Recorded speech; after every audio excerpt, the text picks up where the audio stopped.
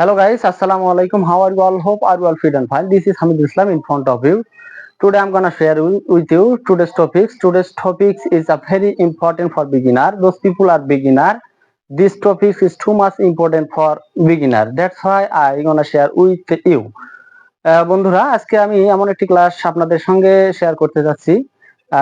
সেটি হচ্ছে use of আর। এই আর এর ব্যবহার সম্পর্কে আমরা আজকে জানবো। যারা একেবারে দুর্বল তাদের জন্য এই ক্লাসটি মূলত। এবং আমি আরেকটি বিষয় বলতে চাই, যারা আমরা শুরু থেকে শুরু করেছি, শুরুটা আমাদের ভিতটা খুবই শক্তিশালী করার জন্য আমরা এই বিষয়গুলো শিখব। বিষয়গুলো মানে খুব এই বিষয়টা খুবই কনসেপ্টগুলো খুবই গুরুত্বপূর্ণ, ছোট ছোট, কিন্তু এই কনসেপ্টগুলো খুবই গুরুত্বপূর্ণ ফর বিগিনার্স। যারা বিগিনার, যারা শুরু থেকে শুরু করতেছেন তাদের জন্য খুবই গুরুত্বপূর্ণ এই ক্লাসগুলো। কেননা এই বিষয়গুলো যদি কনসেপ্টটা ক্লিয়ার হয়ে যায়, পরবর্তীতে আপনাদের কোনো সমস্যা হবে না। আসুন তাহলে আজকের আমরা এই ক্লাসটি কিভাবে সাজিয়েছি সেটা আপনারা দেখবেন। এখন আমি প্রথমে যে রুলসটি হচ্ছে সেটা হলো শব্দের শুরুতে আর হলে, শব্দের শুরুতে যদি আর হয় তাহলে আর উচ্চারিত হবে। দেখুন, শব্দের শুরুতে আর, রান, রেট, রিক্স, রিট, রুম, শব্দের শুরুতে আর, তাই আর এর উচ্চারণ হবেনি। এবং তারপর দ্বিতীয় নম্বরটি দেখুন, পাশাপাশি ডাবল আর হলে কি হবে? ডাবল আর হলে একটি আর উচ্চারিত হবে, আরেকটি আর উচ্চারিত হবে না। যেমন এখানে দেখুন, সরি, ফেরট, মেরি। দেখুন এখানে ডাবল আর, আমি একটা করে আর কেটে দিয়েছি অবশ্য, ডাবল আর, একটি আর উচ্চারিত হবে, আর একটি আর উচ্চারিত হবে না। তারপরে দেখুন, ডাব্লিউ এর পরে আর হলে, ডাব্লিউ এর পরে আর যদি হয়, এখানে দেখুন রাইট, রং, র্যাপ, এই ধরনের। তাহলে ডাব্লিউ এর পরে যদি ডাব্লিউ এর পরে আর হয় তাহলে দেখুন ডাব্লিউটা উচ্চারিত হচ্ছে না। দেখুন ডাব্লিউটা উচ্চারণ রাইট, ডিরেক্ট, এই ডাব্লিউটা উচ্চারিত হচ্ছে না। দেখুন ডাব্লিউ ছাড়াও কিন্তু রাইট হচ্ছে। এখন রাইট, ডাব্লিউ ছাড়াও কিন্তু রাইট হচ্ছে, রং, র্যাপ, এগুলো উচ্চারিত হচ্ছে। তাহলে ডাব্লিউ এর পরে আর হলে আর উচ্চারিত হবে, কিন্তু ডাব্লিউ উচ্চারিত হচ্ছে না। তারপরে দেখুন, আর এর পরে যদি এইচ হয় তাহলে এইচটা উচ্চারিত হবে না।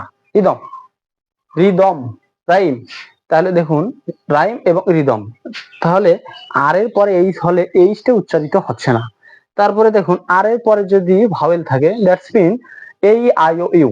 আমরা আগের ক্লাসগুলোতে শিখেছি যে ভাওয়েল কাহাকে বলে, ভাওয়েল কোনগুলো ভাওয়েল, এই, আই ও ইউ, এই পাঁচটি ভাওয়েল, এবং আরো দুটি ভাওয়েল আছে, সেটা হলো ডাব্লিউ এবং ওয়াই, এই দুটো। দেখুন আর এর পরে এই, আই ও ইউ হলে তারপরে পরবর্তীতে কি হচ্ছে, আর এর উচ্চারণটা হবে। দেখুন ফ্রাইডে, ফেব্রুয়ারি, এই ধরনের, ফ্রাইডে, ফেব্রুয়ারি, থাই, এই ধরনের উচ্চারণগুলো হবে। আপনারা খালি বিষয়টা মনে রাখবেন যে আর এর পরে ভাওয়েল হলে আর উচ্চারিত হবে, এতটুকু মনে রাখবেন।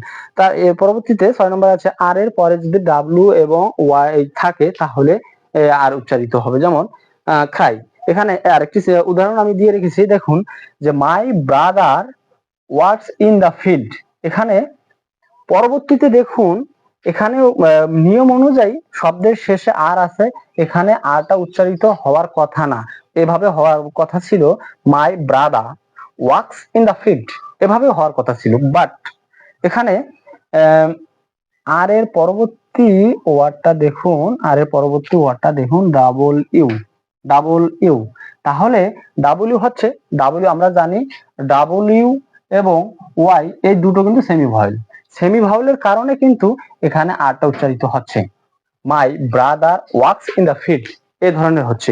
কিন্তু এই ওয়ার্ডটি, লেটারটি যদি ডাব্লিউ না হয়ে কোনো কনসোনেন্ট থাকতো তাহলে কিন্তু এই আর এর উচ্চারণটা হতো না। কিন্তু এই সেন্টেন্সে এই আর এর উচ্চারণটা হচ্ছে, তাই my brother works in the field এভাবে হবে। তাহলে এই আর এর আর কোথায় উচ্চারিত হবে আমরা এটা জানলাম। এখন আমরা জানবো যে আর কোথায় উচ্চারিত হবে না। তাহলে আমরা আর এর পরবর্তীতে আমরা 7 নম্বরে দেখতেছি যে আর এর উচ্চারিত কোথায় কোথায় হবে না, এই ধরনের উচ্চারণগুলো আমরা দেখে নিব। এখন দেখুন যে আর এর পরে কনসোনেন্ট হলে, আর এর পরে কনসোনেন্ট হলে আর উচ্চারিত হবে না। দেখুন স্যাটারডে, স্যাটারডে এবং মাস, আমরা এর আগে উচ্চারণ দেখেছি যে আর এর পরে যদি পিওর কনসোনেন্ট হয়, পিওর কনসোনেন্ট বলতে আমরা 19টাকে বুঝবো, ডাব্লিউ এবং ওয়াই এই দুটো ব্যতীত। দেখুন এখানে স্যাটারডে, আর এর পরে পিওর কনসোনেন্ট আছে, তাই আমরা আর এর উচ্চারণটা করব না। এবং দেখুন পরবর্তীতে আছে মাস, এই আর এর পরে দেখুন সি আছে, এই যে পিওর কনসোনেন্ট, এর জন্য আমরা এই আর এর উচ্চারণটা করব না। এর পরবর্তীতে দেখুন যে আর এর পরে যে পাঞ্চুয়েশন থাকে তাহলে অথবা শব্দের শেষে আর হলে আর উচ্চারিত হবে না। এখানে আমরা পাঞ্চুয়েশনটা বলতে কোনটাকে বোঝাচ্ছি, যেমন দাড়ি, কমা, ফুল স্টপ, প্রশ্নবোধক চিহ্ন, এগুলোকে বোঝাচ্ছি। এগুলো ছাড়া এগুলো এগুলো যখন আমরা শব্দের শেষে দেখব, শব্দের শেষে থাকবে, তখন আমরা আর উচ্চারণটা করব না। উদাহরণটা হিসেবে দেখুন যে I have a car, I have a car, এখানে দেখুন নিয়ম অনুযায়ী কি হবে, I have a car, I have a car, এখানে কিন্তু কার হচ্ছে না, আর এর উচ্চারণটা এখানে হচ্ছে না। আই হ্যাভ আ কার, একই একই উদাহরণ দেখুন, মাই কার ইজ ব্লু, এখানে দেখুন আর এর পরে পরবর্তীতে ভাওয়েল আছে, তাই আমরা মূলত কি বলতেছি যে আর এর উচ্চারণটা এখানে হবে, আর এর উচ্চারণটা এখানে হচ্ছে। পরবর্তী দেখুন he is my teacher, he is my teacher, এখন টিচার আর শব্দের শেষে গেল, শব্দের শেষে যখন আরটা চলে গেল তখন আমরা নিয়ম অনুযায়ী আর এর উচ্চারণ করব না, আর এর উচ্চারণ করব না। তাহলে আর এর উচ্চারণ যখন না করবো তখন তাহলে উচ্চারণটা হবে হি ইজ মাই টিচার। একই একই উদাহরণ আবার এখানে দেখুন মাই টিচার ইজ স্মার্ট, কেননা এখানে আর এর পরে ভাওয়েল আছে, দেখুন পরবর্তীতে আর এর পরে আই আই আমরা জানি আই ভাওয়েল, ভাওয়েল আছে, ভাওয়েল থাকার কারণে আর এর উচ্চারণটা হচ্ছে মাই টিচার ইজ স্মার্ট। তাহলে আর এর পরে কনসোনেন্ট থাকলে আর উচ্চারিত হবে না, আর এর পরে যদি পাঞ্চুয়েশন থাকে তা এবং বা শব্দের শেষে আর হলে আর উচ্চারিত হবে না। আই হ্যাভ আ খা, এভাবে বলবো আই হ্যাভ আ খা, মাই খা ইজ ব্লু, এখানে অবশ্য একই কার, দেখুন এখানে এখানে হচ্ছে খার আর এখানে হচ্ছে কার, মাই খা ইজ ব্লু, মাই খা, I have he is my teacher, আবার একই টিচার, এখানে দেখুন টিচার, এখানে দেখুন teacher, my teacher is smart, এই ধরনের।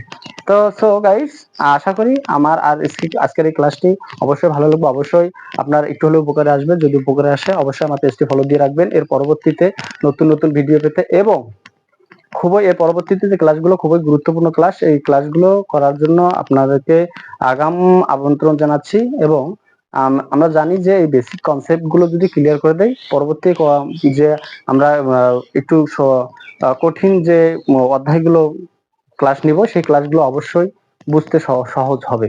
এর জন্য আমি চাচ্ছি যে আমাদের শুরুটা যেন, ভিতটা যেন খুবই শক্তিশালী হয়, খুবই মজবুত হয়, তাহলে আমাদের এই ইংলিশ শেখার জার্নিটা খুবই সহজ হবে।